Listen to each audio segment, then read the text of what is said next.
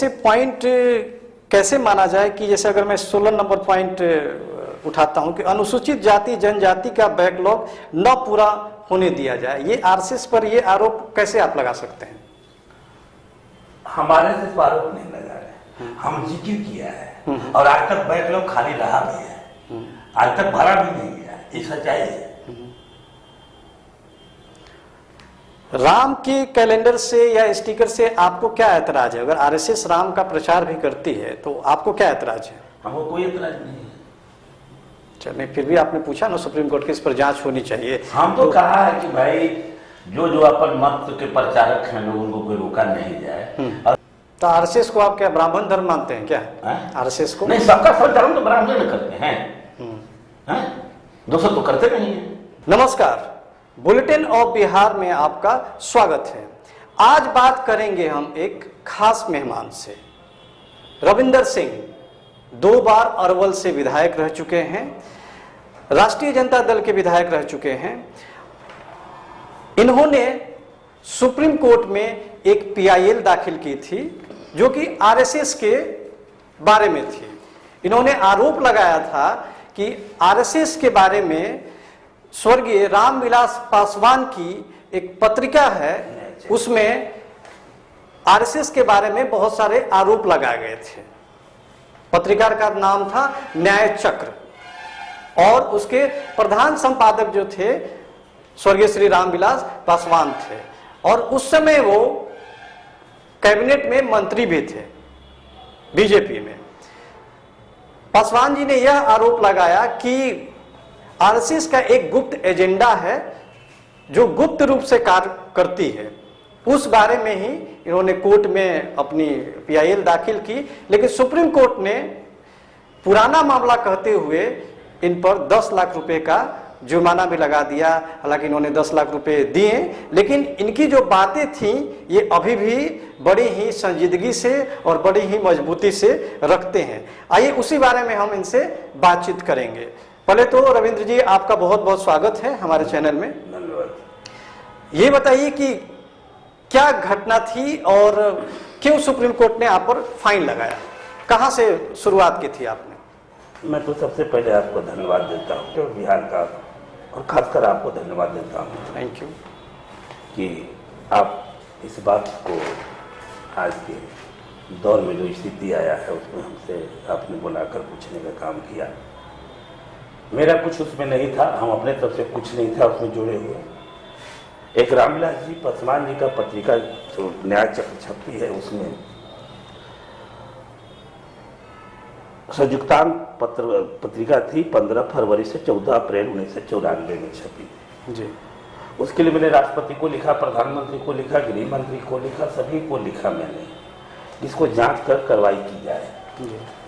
उन लोगों की तरफ से कहीं से कोई जवाब हमको नहीं मिला। फिर हम चले गए हाई कोर्ट में। हाई कोर्ट में जब चले गए तो खारिज हो गया पुराना मामला जी, बिना बहस के खारिज कर दिया गया। हम उसके खिलाफ, खारिज के खिलाफ चले गए सुप्रीम कोर्ट में, जिसका केस नंबर है 3974। ऐसे आप गूगल पर जाइएगा तो उसमें मिलेगा 10 लाख रविंदर सिंह सुप्रीम कोर्ट, तो सारा उसमें आ जाएगा। जब हम पत्रिका को पढ़ा और आरएसएस के गतिविधि को भी देखा अपने आंखों से, देख रहा हुआ जो पत्रिका में ऐसे आरएसएस अपने को सामाजिक और सांस्कृतिक संगठन मानता है, राष्ट्रवादी बनता है, लगता है कि राष्ट्र से बड़ी प्रेम है, लेकिन राष्ट्र में रहने वाले किन लोगों से इनको प्रेम है और किन लोगों से नफरत है, ये व्यवहार सबसे सही और गलत का कसौटी का व्यवहार ही एक ऐसा चीज है जो परखने का सबसे फॉर्मूला अच्छा है। व्यवहार से बड़ा कोई चीज परखने का क्षमता कोई चीज नहीं हो सकता। तो उस पत्रिका में छपा हुआ था आरएसएस का गुप्त एजेंडा, आरएसएस द्वारा जारी गुप्त पत्र, वो अपने कार्यकर्ताओं को, खास कार्यकर्ताओं को जारी किया गया। उसमें जिक्र था कि ये पत्रिका का कॉपी है जी, फोटो कॉपी है, रख दिया तो ठीक किया। हाँ बिल्कुल, ये इसमें छपा हुआ था ये पासवान जी ने लिखा है ये चीज? पासवान जी ने अपने पत्रिका में जो लिखा था, जो गुप्त पत्र आरएसएस द्वारा जारी गुप्त पत्र उनके पत्रिका में छपी, तो वो संभाग लिए हैं, वो संभाग पत्रिका से लिए हैं लोकमत समाचार से। अच्छा, वो भी संभाग लिए हैं मैंने लोकमत समाचार से। उस पत्रिका में जो एजेंडा है वो लिखा हुआ है, मैं पढ़ देता हूँ जी। हम अपने तरफ से कुछ नहीं जोड़ा है जी। इसके पहले भी हमसे आपने एक बार इंटरव्यू लिया था, तो हम साफ साफ मुंह में रखा था और ये भी रखा था कि किसी का अगर इस पर विरोध है तो हमसे उतर के कर सकते हैं, हमारा कोई आरोप नहीं है। लेकिन जो एजेंडा में है गुप्त पत्र में और उनका जो कार्यशैली है जो आज दिखाई दे रहा है, अगर ये सुप्रीम कोर्ट इस केस को और बढ़िया सी चिट्ठी के बारे में जांच पड़ताल करके कार्रवाई करती तो आज स्थिति जो अभी ढिल्लो साहब के बारे में आया है इनमें कहने की जरूरत नहीं पड़ती। ढिल्लो साहब एसएसपी जो पटना के हैं, इन्होंने कहा कि यहाँ भी सखा चलता है वहां भी सखा चलता है। मैं जानना चाहता हूँ वहां सखा क्या चलता है और वहां क्या सखा चलता है, ये पब्लिक में दोनों को आना चाहिए। पासवान जी की एक न्याय चक्र जो पत्रिका है वो स्वर्गीय रामविलास पासवान जी की एक पत्रिका थी और उन्होंने लोकमत जो कि समाचार पत्र है उससे उन्होंने कुछ मटेरियल उसको बोल लीजिए, पूरी चिट्ठी को पूरी एक चिट्ठी उन्होंने छापी थी, उठाकर उसको रखा गया इस किताब में और इसमें आरएसएस के ऊपर बहुत सारे आरोप लगाया गया है। उन जो पॉइंट उन्होंने उठाए हैं उन आरोपों को रविंद्र जी पढ़ रहे हैं। मेरा कहना है कोई रामविलास पासवान जी को कैबिनेट मंत्री में रखा गया वो चिट्ठी के बाद भी, वो पत्रिका के छपने के बावजूद भी, और पटना के एसएसपी ढिल्लो साहब ने जो बयान दिया है वो तो सिर्फ कहा है कि इस तरह से आरएसएस सखा चलाते हैं, भी चलाते हैं, अंदर क्या चलता है उन्होंने नहीं कहा कि वहाँ ये चलता है यहाँ ये चलता है। अब तो जांच का विषय है, हम भी चाहते हैं कि दोनों का जांच होनी चाहिए। फिर पुनः मैं आना चाहता हम सुप्रीम कोर्ट तक गए लेकिन जांच नहीं हुआ और जांच ही नहीं हुआ। जब हम पर 10 लाख का जुर्माना हुआ तो भारत के क्षेत्रीय से लेकर राष्ट्रीय सभी पत्रिकाओं में पेपरों में छपा, लेकिन पॉइंट नहीं छपा कि क्या था, खाली आरएसएस की चिट्ठी के बारे में जिक्र हुआ और ये रखा गया सुप्रीम कोर्ट का एक लाइन में था कि ये पुराना मामला को उठाकर कोर्ट को अनावश्यक समय को बर्बाद किया गया है, इसलिए इन पर 10 लाख का जुर्माना लगता है। कोर्ट को हम माननीय सुप्रीम कोर्ट को मैंने फैसला को स्वीकार भी किया, स्वीकार किया कि उनका जो फैसला था उनको लागू किया, 10 लाख जुर्माना हमने जमा किया समय के तहत। इरादा दूसरा था कि हम नहीं जमा करें, चलता है मामला चलने तो जो कार्रवाई होगी, लेकिन फिर भी ना सोचा कि सुप्रीम कोर्ट का फैसला है तो हमको मानना जरूरी होगा, हमने किया। तो उसमें क्या लिखा हुआ तो मैं असंतः अपने तरफ से कुछ नहीं, अभी भी मैं चाहता हूं कि दोनों का जांच हो। उसमें लिखा हुआ है, प्रथम पॉइंट में है कि हथियार और विस्फोटक भरपूर मात्रा में प्राप्त करें। दूसरा है कि मुसलमानों और अम्बेडकरवादियों के खिलाफ गैर स्वर्ण हिंदुओं को लड़ने के लिए प्रेरित करें, पोस्ट में उकसाएं। तीसरा है कि सरकारी पदाधिकारियों में हिंदुत्व की भावना को महत्वाकांक्षी बनाएं। चौथा है कि डॉक्टर और दवा विक्रेताओं में हिंदुत्व की भावना जगाई जाए, जिससे वे अपनी काल बीती हानिकारक और फालतू दवाएं ही अनुसूचित जाति, जनजाति और मुसलमानों ग्राहकों, पिछड़े और मुसलमान ग्राहकों को बेचे। पांचवा है कि गैर स्वर्ण और पिछड़ों की बस्तियों में छोटे बच्चों में ओम और जय श्री राम शब्दों को लोकप्रिय बनाए।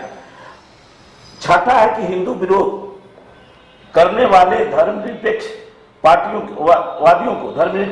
के कार्यक्रमों को बहिष्कार करें। पिछड़ी जातियों की बस्तियों में दारू, नशीले पदार्थ, जुआ, लाठी आदि के जरिए पैसा बटोरने में लगे व्यवसायियों की मदद करें। आठवां है कि मुसलमानों और गैर स्वर्ण की लड़कियां छोटी उम्र में वेश्यावृत्ति करने लगे, देवदासी बन जाए, इसकी चेष्टा की जाए। नौवां है कि अपने स्वयंसेवकों, संगठन से जुड़े शिक्षकों, दूसरे लोगों के जरिए गैर स्वर्ण हिंदुओं, खासकर अम्बेडकरवादियों के स्कूलों में पढ़ने वाले बच्चे को ऐसे खाद्य पदार्थ दिए जाए जिससे उनका मानसिक, शारीरिक और बौद्धिक विकास पूर्ण हो जाए। 10वां है कि अनुसूचित जाति, जनजाति के छात्रों को अपने स्कूलों में अधिकाधिक प्रवेश दें, केवल अपने सिद्धांतों के अनुसार मुताबिक इतिहास की शिक्षा दें।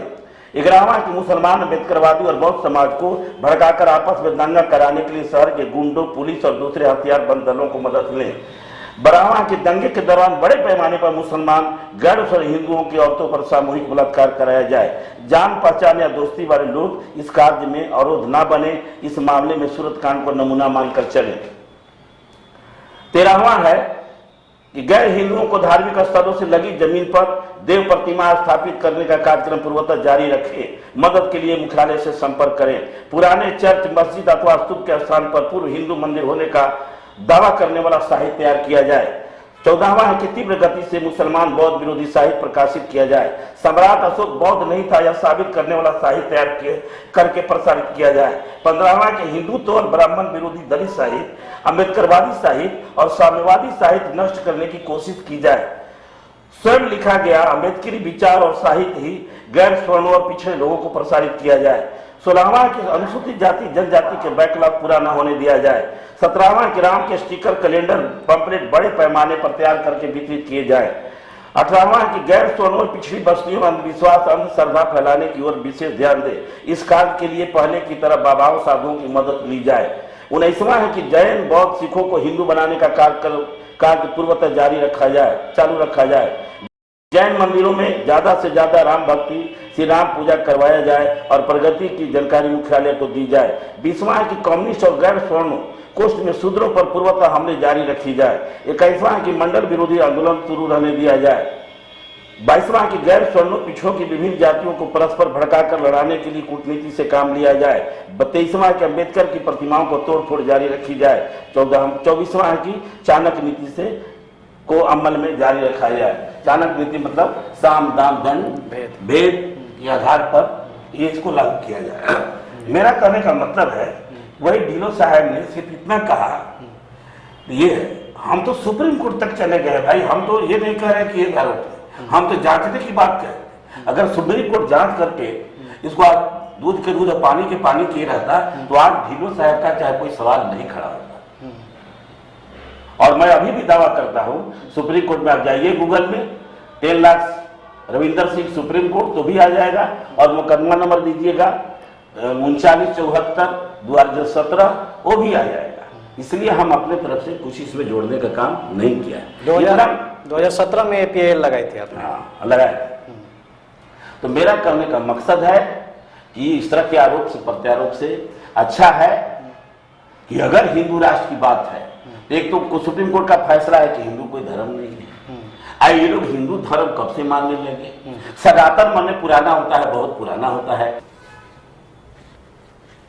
न्याय चक्र पत्रिका में व्यूअर्स ने यह सुना कि बहुत सारी पॉइंट्स दिए हुए हैं जो कि स्वर्गीय रामविलास पासवान जी के द्वारा दिए गए। लोकमत एक पत्रिका है, वहां से एक RSS की गुप्त चिट्ठी को सेम उठाया गया है।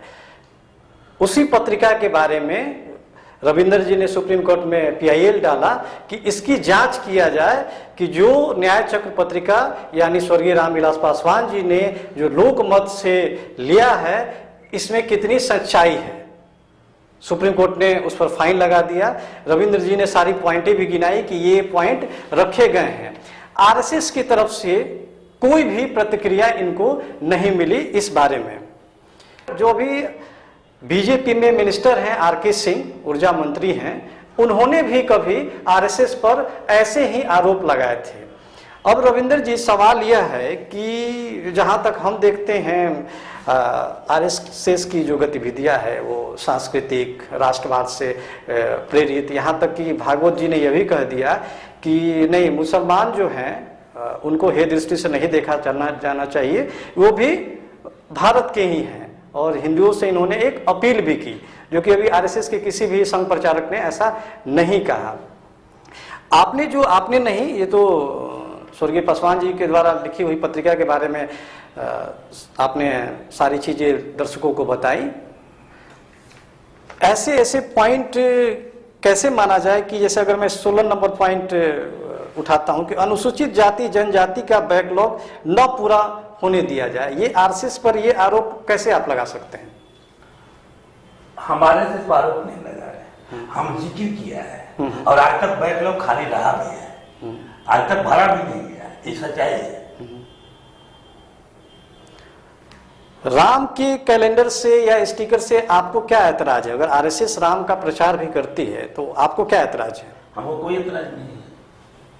चलिए, फिर भी आपने पूछा ना सुप्रीम कोर्ट की इस पर जांच होनी चाहिए। हम तो कहा है कि भाई जो अपन मत के प्रचारक हैं लोग उनको कोई रोका नहीं जाए।